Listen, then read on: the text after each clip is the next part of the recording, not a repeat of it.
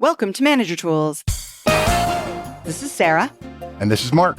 Today's podcast, Why Scheduling is the Most Important Component of One-on-Ones, Part 2 of 2. The questions this cast answers are, do I really need to schedule my one-on-ones? Does scheduling one-on-ones improve their effectiveness? Do bi-weekly or monthly one-on-ones work? If you want answers to these questions and more, keep listening.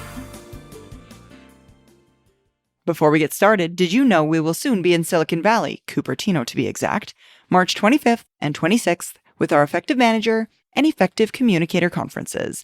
Register online to join us at manager-tools.com/register.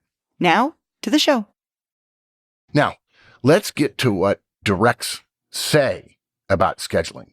And this is a lot of anecdotal stuff through interviews we conducted. A manager might still believe that scheduling isn't that important, right? Now, even though the data clearly prove it, but the results and retention data isn't all we learned.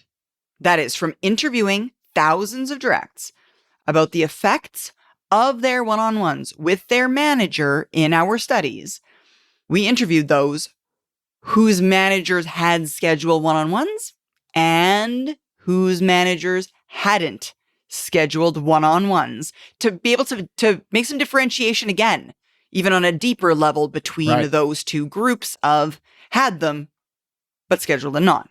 Right. And of course, the ultimate driver is results from retention. We say this before. We have a podcast called Welcome to They. When you become a manager, when we talk to executives, we often say to an executive who says to us, well, my team says this, and one of the senior people around them will say, no, you've got it wrong. That's not your team. We're your team. You're on the leadership team of this organization. We call that team one, right? And when you get promoted to management, all those stories about, well, they said this, or they're going to do that, or those people up there are going to do that. When you get promoted to manager, you're part of they, right? So anyway, what we learned really surprised us. We didn't know what we were looking for, so I guess we shouldn't have been surprised, but we wanted to be led by the data. What these people told us was that there were two primary factors that they said made an enormous difference in both their relationship with the manager and also, because it was new to the vast majority of them, their belief in the effectiveness of one-on-ones. Exactly. And folks, the first thing that Direct said about scheduled one-on-ones is that those one-on-ones elevated their perception of the manager's concern for them. They made the point that while their manager could pretty much get time with them whenever he or she wanted to, because they're the manager, and if the manager drops by their direct's desk and says, hey, can I have a second? Every smart direct says, yeah, sure, boss, what's up? Yeah, right? Yeah. So it was a pretty one-sided street, though. It didn't really work both ways in that the directs had a much harder time getting time with their manager. Yeah. And look, everybody understands this, right? It's one of the reasons why we recommend the Manager Tools Middleman Test. The Middleman Test teaches us that your feelings about your manager are probably very similar to the feelings your directs have about you. But most managers, when they're thinking about themselves, generally don't think of things that way. They think that while their manager is distant, hard to get time with, oh, he's very busy. And there are some people who don't even share their schedules because, oh, at my level, things are confidential, or I can't let you see what I'm doing or whatever else. Surely their directs don't think that about them. But when you ask their directs, that's exactly what their directs think of them. And this basically highlights how we might believe in general rules. We believe in them, generally speaking, but we find reasons why, as professionals, and look, self-preservation and insecurity are a couple of the big reasons for this, that the general rule doesn't apply to us. We're different. I often say to groups, I say, I know your directs don't think of you as a nice person. And of course, one person goes, well, I'm actually a pretty nice person. And I say, well, actually, yeah, you are. You seem lovely. I mean, you seem great. I didn't say you're not a nice person. I say your directs don't think of you as a nice person. They think of you as their boss. I use the example of, I live on a street and it's 4th of July weekend coming up. My boss his family's going to be out of town. He's staying at home. And my neighbor throws a block party on the 4th of July. And I say to my boss, hey, your family's out of town. They're visiting in-laws or whatever. Why don't you come by my house and we'll go next door to this great big block party. It's hot dogs with only mustard, by the way, and beer and sodas and a pool and kids running around and wiffle ball and skateboarding in the street and stuff like that. The boss says, okay. So he comes over to my house and we go into the backyard and we walk right across into my neighbor's yard. And I introduce him to my neighbor. Let's say my neighbor is Sean. Mm-hmm. And I say, hey, Sean, remember I said I was going to bring a guest. I want you to meet Sarah. And the next two words out of my mouth have to be my boss. Everyone knows this. Everyone. So the point of that is that the reason why how you're felt about your boss, how your people feel about you is like how you feel about your boss. The reason why I tell them your directs don't think of you as a nice person is not because you're not nice, but because they think of you as their boss. And that colors everything. You said earlier, I think you said, Sarah, you go down to somebody's desk, say, hey, got a minute? And the smart direct always says yes. And I tell the group, it's not because they're sitting there all the time saying, I hope he comes by. I hope he comes by. I can't wait. I know. That's exactly it. So folks, what we learned of essentially interviewing these directs is that the manager's calendar was a significant obstacle to the direct's ability to communicate with their manager. And we all know that communication is at the heart of trust building. So a manager with a full schedule and who isn't, right, has a much lower amount of communication and therefore trust building with their directs. But directs told us when their managers scheduled their one-on-one with the directs felt elevated to the same level as the other things that were on the manager's calendar before who made him or her so busy that used to keep them from communicating with those directs. So what used to be my enemy with my boss, my relationship with my boss, which is his or her calendar, I'm now at that calendar. I'm elevated to that level and I'm going to get time every week. Mm-hmm. That's exactly it. And then that takes us to the second factor, right? The second thing that directs told us caused this differentiation between scheduling and not scheduling. And it was that scheduling one-on-ones made them much more likely to occur and inherently sent a message that one-on-ones were important to the manager. And again, the data bore that out. Right. Managers who schedule their one-on-ones were 3 times more likely to have them as managers who don't schedule their one-on-ones, which, I mean, go figure, right? I think to myself, really? We needed data to prove that, but yeah. And now that we've shared all this data with you, you can go, how did you not think of that? Yeah. And I go back to our earlier comments. We didn't know, and we were trying to be not biased. And frankly, we were really just worried about weekly, biweekly, or monthly. So yeah, exactly. That's the thing. Yeah. And so obviously then when we took the grouping, removed managers who didn't schedule their one-on-ones from the data on results and retention, the improvements then in results and retention for the group that was scheduling were even higher. And some people have questioned me about that. Well, why then don't you report the higher numbers, the bigger gaps? I said, because that's an interpretation of the data. Yeah. The original data set didn't test whether or not they were scheduled. And we can't go back and look at that and say, oh, we found out these are scheduled. It's even better. Now, we found out later when we started testing scheduling one-on-ones and we checked whether or not they were scheduled. And as we mentioned earlier, briefed, it made a lot of difference. Okay. Next point. And this is one where managers push back. I just can't do it. My schedule is too fluid. Scheduling does not mean rigidity. Mm-hmm. Folks, many managers resist scheduling because they believe that one-on-ones are somehow different than other meetings. They mistakenly believe that a one-on-one requires 100% compliance. never ever missing the meeting. And also that they must occur at their scheduled time. And to some degree, we understand it. That is, going back to what Mark said earlier, the purpose of one-on-ones, again, this way, is to increase trust, right? To build relationship. And so managers who've then committed to one-on-ones in an effort to build trust don't then want their directs to think that they're moving their one-on-ones around and that make it seem to the direct in this case as though one-on-ones aren't really that important. Like, I want to have trust, but like, not so much I'm willing to adhere to schedules for you. Right. But as it turns out, neither of these fears, right, that managers had is borne out in our experience with the data.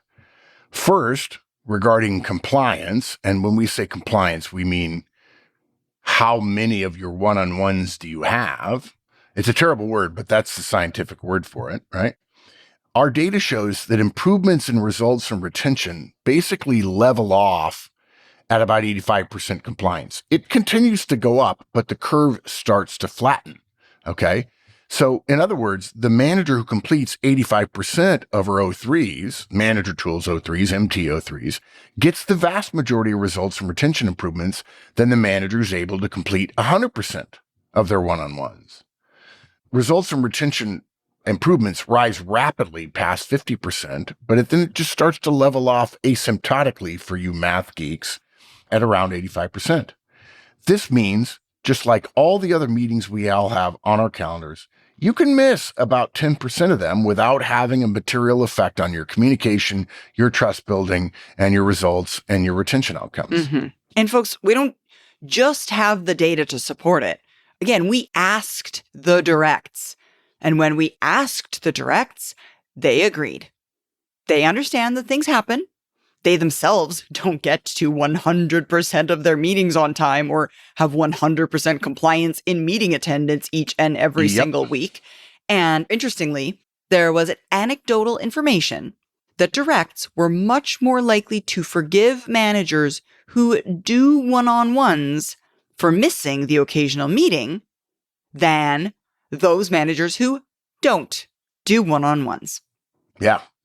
Now, regarding the rigidity of always having your one-on-ones at their scheduled time, managers are like, well, if I'm going to commit to this, I have to have it at that time. I have to really show that this is top priority, A1, super important priority. Yeah. But this turned out through the data and our interviews to be a non-issue as well. Directs understand, as Sarah alluded to, that in a high operational tempo, op tempo of modern organizations, all meetings get moved around on a regular basis.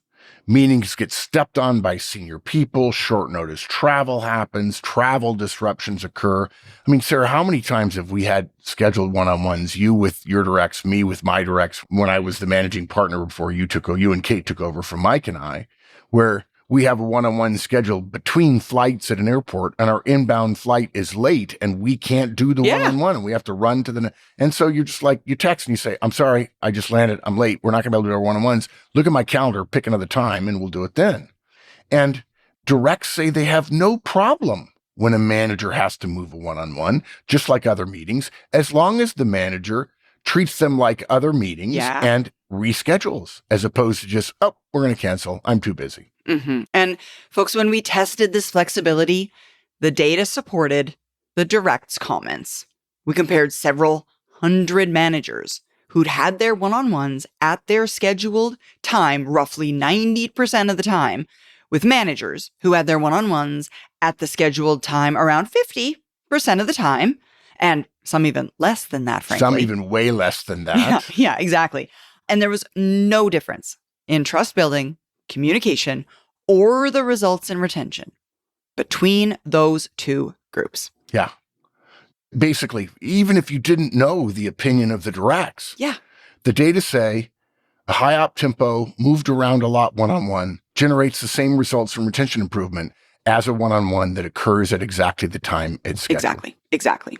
Now, what I will say, Mark, is you alluded moments ago about our travel schedules, etc.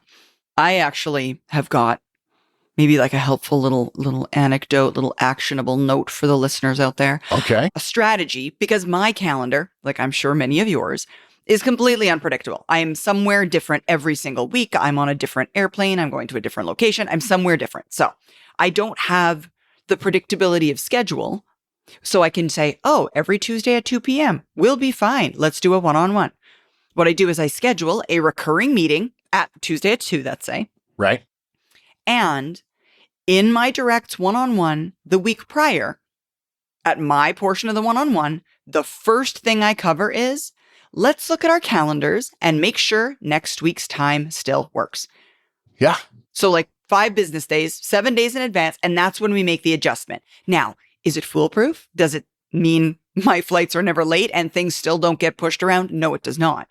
But getting out ahead of a need to reschedule 5 business days in advance decreases wildly the number of last minute scheduling changes I Right. have to do, while also being enough days in advance that it's almost like that was our originally scheduled time. I mean, Yeah. because we rescheduled it so far in advance, it's almost like we don't even remember it was supposed to happen at Tuesday at 2.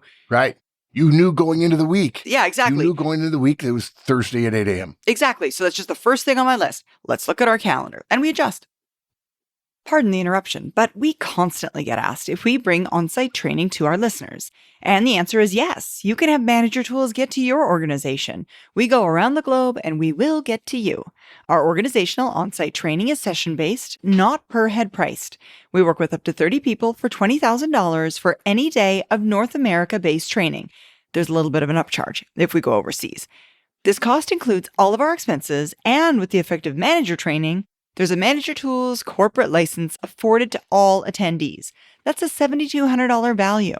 This allows you to incur no travel costs, nor time away from actual work to travel. If you have a group of up to 18, this is the most effective way to get your workforce trained. To learn more, contact Maggie by emailing her at customerservice@manager-tools.com. Now, back to the show. All right. Because we've been talking so much about schedule, and obviously scheduling is the most important component, it's the title of this podcast, I decided to add in at a high level scheduling basics that we could go over. Somebody might be listening for the first time. They're like, well, okay, tell me how to schedule my one-on-ones. I will start by saying this. When we first started teaching scheduling, we just told people to schedule, and we didn't know what would work and what didn't work. And over the course of several years, we got enough data back where we were able to glean some general guidance. But again, basically, the decision boiled down to one of two things. Either the manager scheduled the times in a way that was convenient for her, or the manager said, pick a time that's convenient for you. Okay. Neither one of those worked. They didn't. And we ended up with sort of an aggregation of both in a way, which we'll walk you through here in a second. We do have a podcast about how to schedule one-on-ones. I think if you're a licensee, it's linked to in this guidance. It's called One-on-One Scheduling Guidance, but we're just going to go over it at a high level. Step 1, you scan your schedule. Now, folks, remember, I'm not telling you you're going to choose the times for all your directs, nor are we going to tell you that their directs get to pick their time, but just walk through the logic here with us. You're going to look at your calendar about 4 weeks, 5 weeks in the future. That gets rid of all of the meetings that are current and urgent right now in the next week or two. 4 to 5 weeks from now, you're looking at your stable, standard, weekly, recurring meetings, quarterly meetings, monthly meetings, and so on. And we want you to pick out a certain number of times that will work for the number of directs you have. And the primary thing we want you to look for is times that work for you. Don't worry about your directs yet. So some examples, don't pick the time. Obviously, don't schedule it during your boss's staff meeting, or right before or right after your boss's staff meeting, or right before or after your boss's, or during your boss's one-on-one with you, if he or she does one-on-ones with you. You know, if Tuesday afternoon you go home at 4:30 because that's your day to pick up the kids from daycare, don't schedule a one-on-one from 4 to 4:30. okay, on Tuesday afternoon. You don't have to do that. Okay. If on Thursday you do a special workout, you're in a running group and you come in a half hour later, don't schedule your first one-on-one when you've just walked into the office after coming in from running group, or you're going to be late a couple of times because of traffic or whatever. So be sensitive to that. And you've got to pick times for all of your directs based on what works for you. Right. Okay. Mm-hmm. Why don't we switch off? You do one, yeah. I'll do one. So you take step 2. So then step 2 is offer 1.5 times the number of directs you've got. So again, we're sitting down, we're looking at our calendar 5 weeks out, and let's assume in this case, you've got 6 directs. You're going to identify 9 30-minute time slots in your calendar, which you can offer up to the group. Yeah. So look for 9 times for 6 directs, 1.5 times. Now you're thinking, wait, I don't have time for 6. How can I possibly make time for 9? Folks, the next step is we're going to allow your directs to choose. And if you give 6 directs, 6 slots, the last 2 people have very little choice, and the last one has no choice. Right? So we want those extra times. 6 times 1.5 is 9. We give 6 directs, 9 slots. The last person still has 4 slots to pick from. Okay. Now I'll also give you a little advanced training. I mentioned this when we have time in an EMC as well. If your worst performer who responded late to the email, we recommend you do this by email. In some cases, you can do a poster on the wall in your office and have in the hallway and have people sign up manually. But email is a great way to do it. And you send out the email and you say, please reply to all and pick the time that you want. And the beauty of it is when Joe responds, I want the Tuesday at 2:00, everybody else knows with the reply to all that Tuesday at 2:00 is gone. However, if Robert is your weakest performer, didn't respond for like 2 days, finally responded and said, I don't like any of the times, probably what you'll say is, pick one and we'll work it out from there in our first meeting. Because I can guarantee you, if you have room for this on your calendar 5 weeks from now, your directs calendars are less busy than you, and they have time as well. But again, remember, we're doing this 4 to 5 weeks in the future, because don't try to do this next week because everybody's calendar will be too busy. Well, they're not busy. They're just urgent and overscheduled right now. But again, 5 weeks in the future, nothing. On the other hand, if Helen is your top performer and she was on a special meeting all day with your boss and she didn't get to the one-on-one scheduling email until the end of the day when all the times were picked, and she says, hey, boss, I'm sorry, I'm just getting into this. I looked at the times that are left and none of them work for me. What you can tell Helen is, Helen, you're my number 2. You're my best performer. Pick a time that works for you, and I'll figure out how to make that work. Obviously, there are some limitations. Tell her to look at your calendar so she knows what's going on in 5 weeks, what your standing meetings are, and your leaving early days and coming in late days and so on.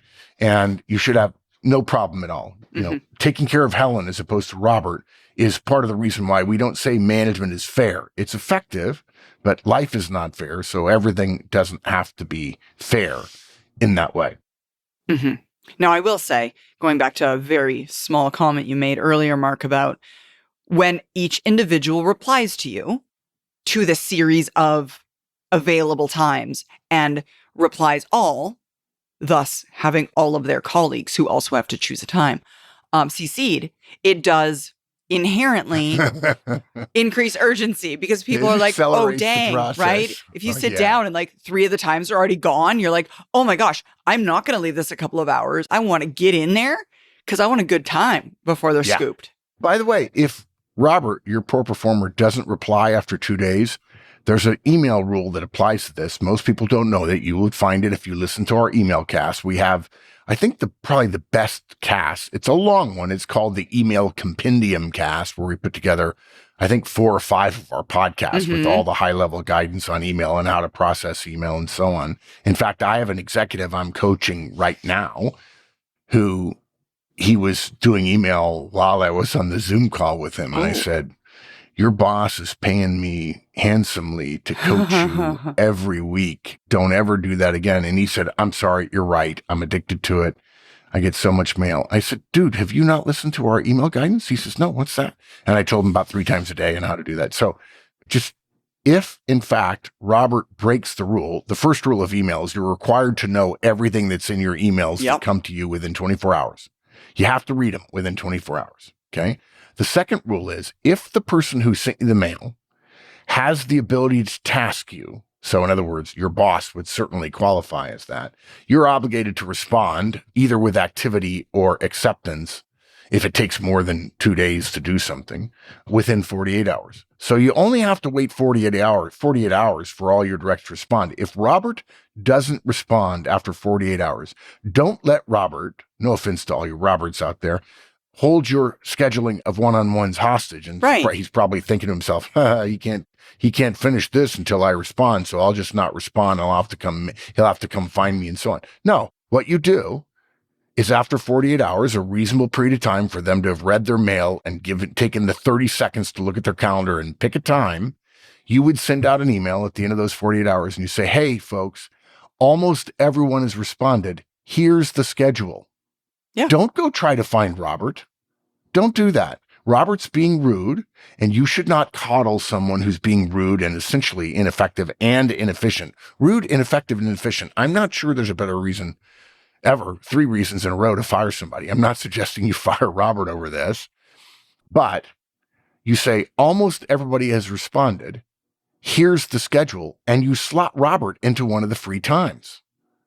And when Robert, by the way, when he gets the second email saying he's been scheduled, after not responding to the first one for a couple of days, he'll respond to that one in like 5 nanoseconds. And he'll say, well, I didn't pick that time. And if it were me, now I'm known to have at times very low empathy, but I would respond with, I know, and I gave you enough time. I'll see you then. And we'll talk about scheduling in our first one-on-one. Yeah. Don't allow this to be held hostage by one person. It's just not right. Mm-hmm. And then ultimately, folks, the last step here then is it's all right to ask for 1 or 2 changes. I mean, you're setting up the original schedule. That doesn't mean you're not going to realize that, oh, shoot, I forgot that I committed to like this thing every Thursday afternoon. And the same is true for them. Like they might not realize, oh, dang, I apologize. I didn't realize that my spouse signed me up for this thing and now I can't do that time anymore. But the flexibility to moving your scheduled time around on both ends will be helpful to everybody involved. Yeah. Don't be overly rigid. Yeah. Now, we have a few more specific guidance based on a lot of data we've gained from our community after you go through that process in terms of how to make times available, those original times you send out in the email. First point, please avoid Monday mornings and Friday afternoons for scheduling your one-on-ones. There are some exceptions, like if you've got a field force that is in the office on Monday morning and Friday afternoon, and then they go out in the field and so on. It's better to have in-person one-on-ones. So we would probably do in-person Monday morning or Friday afternoon. But Monday mornings, we want to not have meetings. We want to let people come to work and get their own work done. Meetings slow things down. There's an entire body of knowledge about this. I won't go into it right now, but Monday mornings, we want to try to leave people alone with meetings. If you're having your staff meeting on Monday morning to get everybody off on the right foot, stop it, put it Monday afternoon, let them get their work done on Monday morning. And the other one is Friday afternoon is not a good time because if you have a problem with the schedule, if your meeting gets stepped on, you don't have anywhere to move it to. You're just backed up again in the corner there. So the vast majority of our community schedules their one-on-ones between Mondays and Thursday noon. They use Thursday noon to Friday noon as sort of a place to catch up. There are exceptions depending upon your operational tempo and what days are important meetings and so on. But generally avoid Monday mornings and Friday afternoons. Mm-hmm. And to your point, Mark, also, folks, earlier in the week tends to be better. Like if you front load the week, I think about it, right? Between Monday noon and Thursday noon, it's generally a little bit better because then and probably you're going to have reschedules that are required. You can reschedule till Thursday afternoon or Friday morning. You're still avoiding Friday afternoon because you front loaded your week. So try and make it so that you're trying it through most of the beginning of the week and there's room for rescheduling. The next one is timing is generally better on the hour and the half hour. This is even more true in the time of Zoom calls, which always seem to start at the top of the hour and the bottom of the hour. Although we know that our friends at Apple, all their meetings start at 5 minutes after, or is it 10 minutes after the hour? If it's an hour, it's 10. Yeah. Yeah, it's 10. Yeah. So generally do them at the top of the hour or the bottom of the hour. And a question I get actually asked quite often is, know that mornings or afternoons don't seem to make a difference. In a generic, holistic way, I can't say mornings are better because people are fresher. Is it true that some people are fresher in the morning? Sure. But is it a large enough sample size that we can make sweeping decisions? No, it's not. So whatever works for you. If you are better in the morning and you'd rather do them in the morning, do them in the morning. But afternoon is just as good.